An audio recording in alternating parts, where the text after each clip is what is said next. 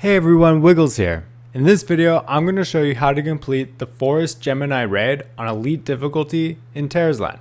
This one is definitely one of the most tricky so far, with probably the tanks having the easiest job here. So to start off the fight, bring one of those bosses to either side of the map. You could have one in the center and one on the side of the map as well, but make sure they never touch. If the two enemies ever get close to each other, then they'll get this damage reduction debuff, making it pretty much impossible to kill them. So you always need your two tanks to taunt each of those bosses away from each other. So everybody should be focusing Ivar Starfeather first, where the off tank will just take Wild Sun over to this other side. So that's the first main thing. And as you start the fight, you'll notice that there's so many big circles and rectangles that you need to dodge. Just make sure you're not eating any of those so your healer has an easier time healing up your party. But some of the most important things to dodge are that Ignite spell. So typically a ranged DPS will get this big AoE on them. When they get that, they have to run away from their team. Don't even worry about doing as much damage. Just make sure you're not going to hit your allies. And that will happen several times in the fight. Every raid I've done, people go after the eagle first and then go after the wild sun, which is the wolf. Each of the bosses has an important spell that the tank has to interrupt. There's Meteor Blast and Outrage. Bringing extra interrupt as a DPS is super simple to do as well. It just helps make sure your party doesn't get hit by those big spells. But there is one big spell that you want to get hit, and it's near the first half of the fight. There's going to be this white circle that goes on your allies. It's a shared damage circle. You want to go in that. Everybody shares the damage. But near the end of the fight, that same mechanic will happen again. And every time I've ran, it's way better to just make one person die off from that shared damage circle versus everybody tank that, since there's a lot of pressure on everybody's HP at the time anyways, and it does even more damage. So when you get Starfeather down to 65%, they'll do the spell that'll drop down a boulder on certain allies. It's best if the allies go a bit more to the middle of the map, just so everybody has an easy way to get to those boulders, because when Starfeather gets to around 50%, then they'll do this really big AoE attack. And everybody has to get behind those boulders in order to shelter themselves from that damage. That big AoE attack is probably the biggest thing in this raid. If you don't hide behind those rocks, you're going to take a ton of damage. Although when I was playing this on my Pally DPS, he has a spell that reduces his damage by 80%. Every time I popped that and got hit by a big AoE, it literally did nothing to me, putting no pressure on the healers. So you could just do that as well. So after the big AoE, you want to DPS down that boss to around 30 to 25%. And then everybody but the tank switch to Wild Sun. So the original tank on Starfeather will stay on Starfeather,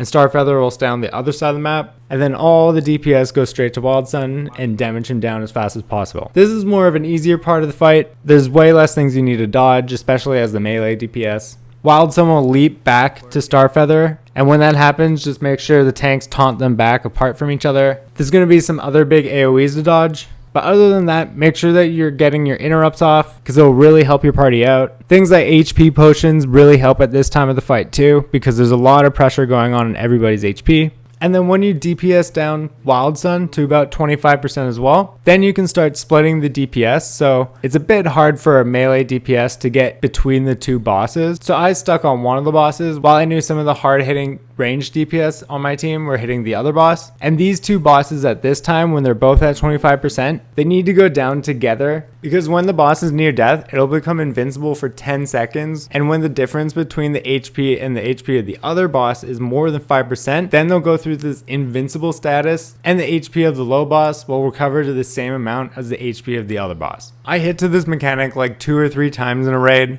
and every time there was a really big AoE at the time when we all wiped. And what we did wrong there was we killed one too early. So make sure as the DPS you keep tabbing or keep switching your target between the two bosses, just to make sure that the HP is really similar. The easiest way to do this is just have one set of DPS on one boss and one set of DPS on the other boss, but that takes coordination to do. But yeah, once you get those two bosses down at the same time, then you're done the fight. So tips for DPS in this fight is interrupt that Meteor Blast when you can. The boss summons a hurricane, so you have to avoid that. It'll typically follow melee DPS around, but it's pretty easy to just kite. And when the boss casts Eagle Swoop, gather with the teammates. My recommendation near the end of the fight at that last Eagle Swoop is just to kill off one of your players. But as this game progresses, everybody's attributes and gear score go way up, making this fight way easier. So maybe you can just easily tank that second Eagle Swoop. If you ever get ignited, make sure you run away from your team. After being marked with the meteor strike, move around, make sure the meteorites are on the right spot. I would suggest more the middle of the map. DPS should also try to interrupt outrage when they can. And most importantly, when the boss casts that air blast, that big AoE at 50%, quickly hide behind the meteorites. For tips for healers, make sure you're paying attention to the teammates' HP with rage fuel on them, that ignite spell, that big circle around them.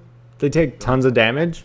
In general, make sure you're dodging all the big AoE attacks. Go in there with the eagle swoop with the DPS, make sure they're not taking as much damage there. And there's going to be a few times in the fight when you want to save your big cooldown skills. For times like the big shared damage circle, when there's that big AoE, maybe when Wild Sun leaps over to the other boss. So just know, anytime that it's a bit easier to heal, just save those cooldowns, make sure you're not blowing those, because there definitely will be some times when you have more pressure on you. And then last tip, you can always ask your teammates to bring HP pots. A lot of people don't do this, and it can just really help alleviate any of the pressure on them. And then tips for tanks. So since you're on other sides of the map as the other tank, and most of the DPS are more in the middle of the map, adjust where the boss is facing so their big AoE sweep attack won't attack everybody in the middle of the map. Make them face the edge of the map. And then tanks are more responsible here for the interrupting, just because they don't have as much going on and they're able to stay on that target the whole fight.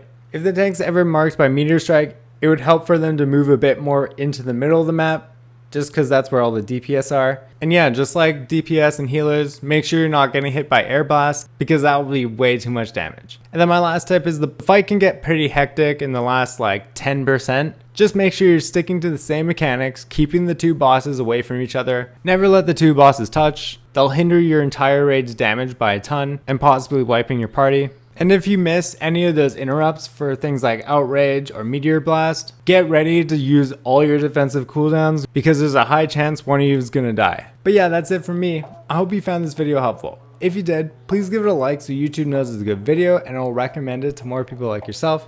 And if you didn't, press the dislike button twice just so I know how much extra you didn't like this video.